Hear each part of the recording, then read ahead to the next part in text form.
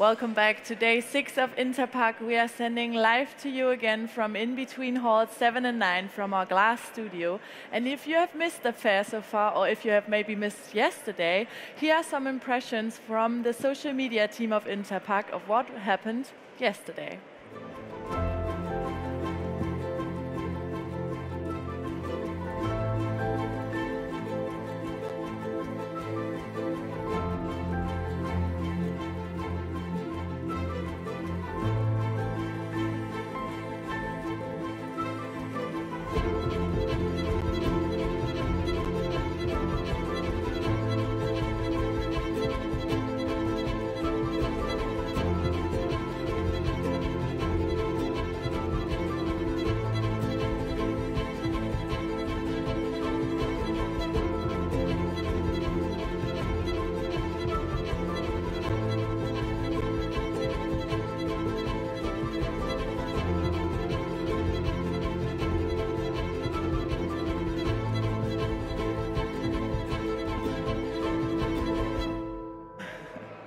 Those were some impressions of Monday and the second half of INTERPACK. We are nearing the end, but before the halls are going to shut down tomorrow again, I am now joined for another CEO talk. I'm joined by Traumann, CEO of Multivac, also member of the advisory board of INTERPACK, head of the board of food and packaging machinery at VDMA, and you've also told me that you have been 3 times president of the INTERPACK.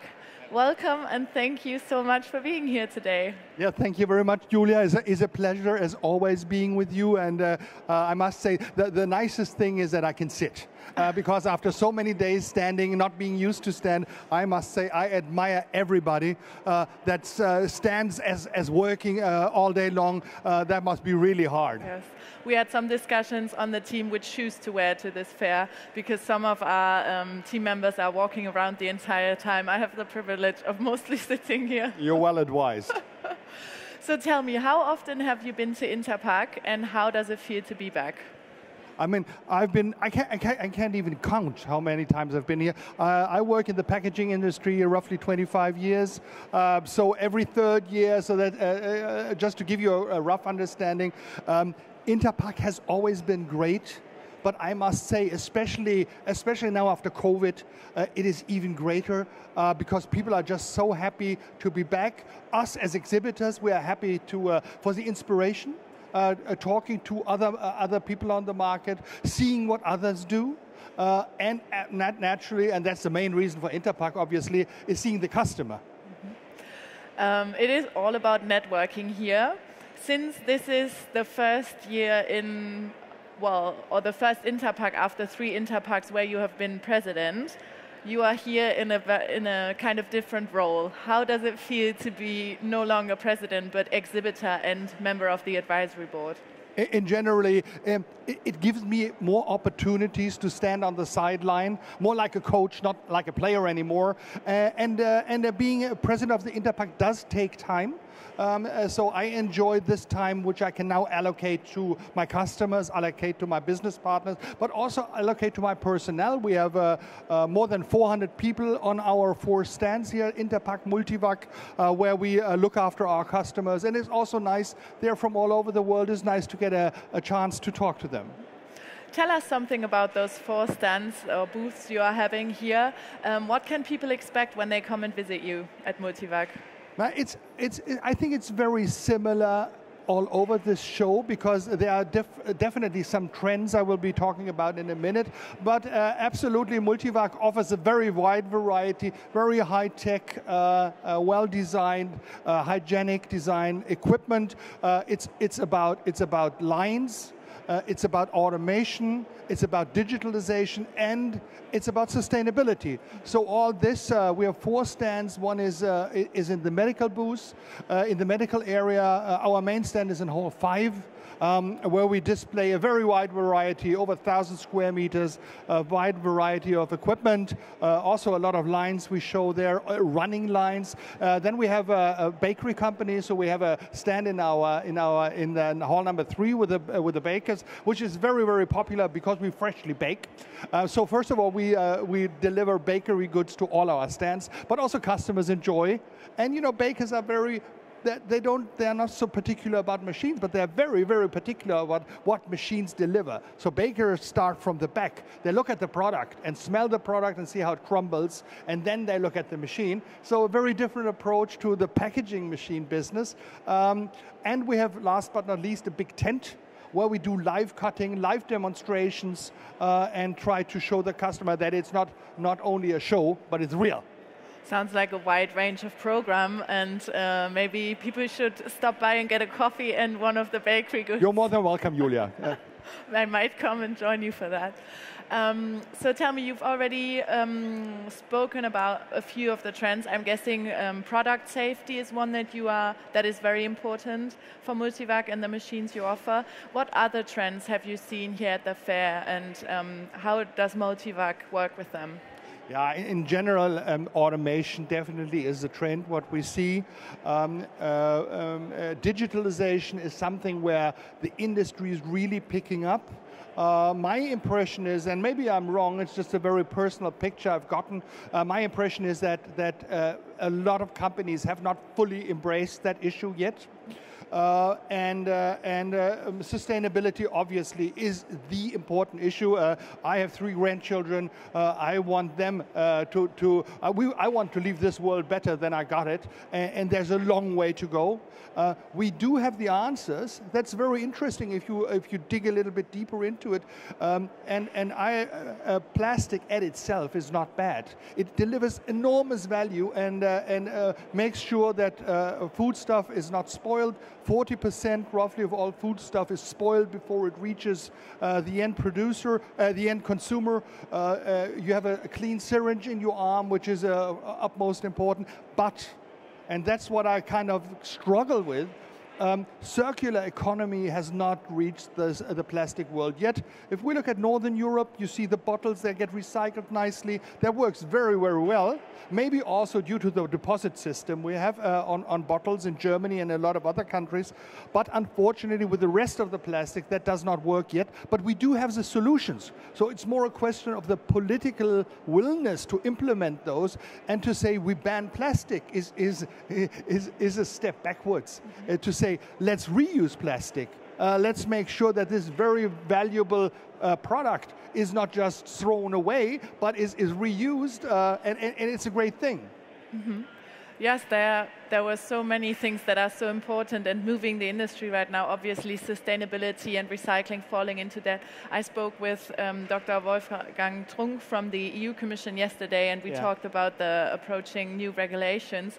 How do you feel about these? How is the industry, in your opinion, coping with them? Are you happy about the new regulations? Yes, generally we need rules, and we think it's the right thing to do. To regulate, and it's the only way. I mean, we are a society. We live together. In Germany, 84 million people. In Europe, 400 million people. We need rules. So I think yes, it is good. Unfortunately, it's not so well made. So I think the general approach is the right approach. But now we need to look at the details. This is not about making it easy for us. That's not what we are looking at. It's about finding possibilities to really make it work, because then it gets accepted. We have invited more than 50. The VDMA has invited more than 50 politicians from the European Union to come and see us here, and that we can explain things to them and show things. We are not trying to influence them. We're just trying to show the industry, and not a single one came. Oh no. I think that's a little bit of a pity, because it would have also been good for them to see, because we cannot abolish plastic. We need to use it wisely. Mm. I think this exchange is very important between politicians and the industry. So I hope that you get another chance to talk to them, maybe. Yes, maybe here on TV. Maybe I can motivate one or the other to come and see us, come talk to us. VDMA is known to be a very open and diverse association. We are not trying to influence the politicians in one or the other way. We are just trying to show them our challenges and our solutions, and maybe that could fit into what the politicians are up to and what we need. It is obviously a market that is worldwide. It's not only Germany or Europe. This is a very international affair as well. Tell us a bit more about this exchange between different nations and maybe also the different markets. How is the German or European market doing, and what other maybe developing markets do you see at the moment for the packaging and processing industry? Yeah, maybe if we look at sustainability, obviously our approach is a little bit different as a developed country, or maybe the northern hemisphere is a little bit different than for example, people that really need to fight for a piece of meat or need to fight for a piece of bread. So we also we have to take a holistic approach to that, and also understand that other countries have, or other regions have other challenges. That's the first thing. Second thing is that we here in Europe we are going away from protein. But very clearly you see, for example, in the US, animal protein is growing still. Also there the consumer habits are very, very different. We as Multivac, and that's the exciting thing about our company, we are 7,000 people, we have 84 daughter companies spread out all over the world. So I get to meet a vast variety of people, and I get to meet a vast variety of customers, which I personally very much enjoy. But also that you get a very good understanding of what people expect from you. Very lovely Turkish customers on our booth yesterday. This morning, a big group of Japanese customers visiting us. But also customers from Sub-Saharan Africa are there. Asia, a lot of customers from Asia. A lot of people from South America. And if you look at those needs, for example, South America is about exporting meat.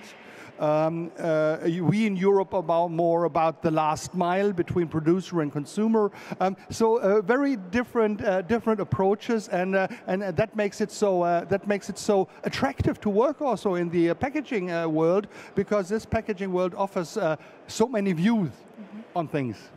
You've told me also that you have been to an exhibition in China, if I'm not mistaken. Tell me about the differences maybe, or how these two markets in comparison to the German market of machinery production, how's that going? Yeah, I mean, we're a global market. This world is global. I was amazed to see the amount of machines which are already produced in China. I was amazed by the level of output, but also by the level of quality which is now displayed in China. And everybody who thinks that we as European, Italians and Germans together in the moment serve more than 50% of the global market of packaging machines, that we Europeans will stay there forever, I tell you one thing, they're wrong. Because China, and they're right to do so, China is picking up quickly. Turkey, very nice machine building in Turkey, picking up very quickly. And we as European, as Italian, as German machine builders, we need, and that's company by company, we need an individual strategy to find our new niche. Because our old niches are gone, or will be gone sooner or later. So there's a lot of movement happening in the industry.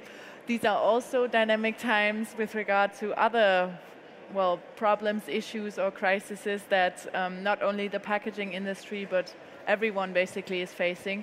Tell us a bit about that. How is Multivac coping with these multiple crises that we are facing right now, and how is the industry overall facing them, do you think? I mean, definitely the worst thing is the attack, the Russian attack on Ukraine, which is unbelievable. We do have a daughter company in Ukraine. I was there in October, the year prior to the attack of the Russians in February on the 24th. This is devastating. Also, the people, our employees, which lie under fire. That is devastating, so I think we do the right thing. I think we have to support them. We will hopefully continue to support them. At least Multivac does that. We have in the first winter, we rented a hotel in Poland and evacuated all families to this hotel. They brought their pets along and their grandmothers, and we paid for the hotel, which was, I think, the right thing to do. But naturally, we have inflation. We have rising interest rates. We have other global crises. We shouldn't forget about Sudan, a very sad thing, what is happening there. I think you got to be agile. I think that is one of the most important things, that you really manage your problems on a daily basis. Then obviously in Europe, but not only in Europe, but also in North America, we have challenges of finding people. And it's not about skilled people or stuff like that. It's about people in general. You can't find anybody anymore. And that's a very interesting discussion with our customers, because in the past, when we showed them nice automated lines, they say, okay, what's the return? How long do I have to sell my product to pay for this line? Now they ask, how many people do I save? That's all they are interested in, and that just shows us the dramatic situation we are in. And I personally, but this is a very personal opinion of mine, I have a hard time understanding why there are millions of people knocking at European Union's borders, hardworking people. And we still have an issue not letting them in. We need to control that, absolutely right. We need to make sure that we distribute them correctly, but we need workers. And I think only in our headquarters we have more than 200 open positions, because we're a growing company, we are a very successful company. So this just shows you, and that is not only we. Talking here to the industry, everybody has the same challenge. That sounds like a very big issue at the moment. Are there certain things already that you are doing, maybe at your headquarters or at different locations, to maybe keep the people who are already working with you, but also to attract new people? Yes, we do a lot. We have a kindergarten. We even have we call them forest kindergarten, Waldkindergarten. We have two beautiful cafeterias where we serve lunches and breakfasts, and we offer a lot of after-work academies and activities. And we are a little bit fortunate, because we are located in a very scenic area of Germany, not too far away from Munich. It's an hour's drive to Munich. It's 40 minutes drive to Ulm. It's an hour's drive to Stuttgart. It's still affordable, our area, so that also makes it easier. But on a global scale, what we do is that we have 14 production plants distributed all over the world. It's Japan, it's China, it's India, it's Bulgaria, it's Spain, it's the US, it's Brazil, just to name a few of them. Because we are absolutely aware that we will not get the labor we need in Europe. Okay, maybe one last question. Today and tomorrow are the last days of INTERPACK. Is there something that you are very much looking forward to, or could you also tell us about, well, the nicest moment of this INTERPACK so far for you? I had so many nice moments. Okay, for me personally, the nicest moment is if I don't have to stand up in the morning and I can rest my feet.